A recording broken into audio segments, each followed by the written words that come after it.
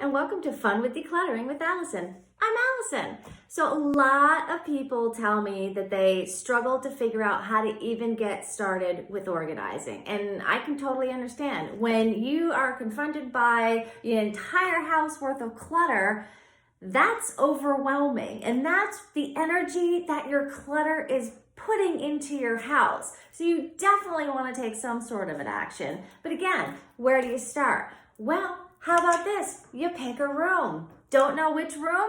Pick the room you're in. If you're watching this video and you're not at home, pick the first room that you see when you walk into your home. Great, you found a room. Then you're gonna pick a category. Not sure what category to pick? That's okay. Pick up the thing that's closest to your right.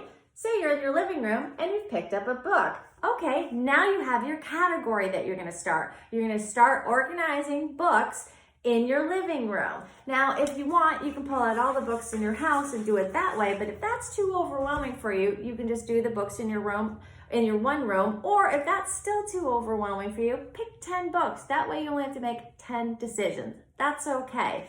Do what makes you feel comfortable. So you've picked your room, you've picked your category, and you've picked how many things you think you can go through based on your energy and your mental state, because some of this can be really overwhelming. So what I'm gonna do is what I would want you to do next is then pick your favorite book out of all the books that you're gonna go through, the one that you absolutely love and know definitely you wanna keep. So maybe it's The Alchemist, right?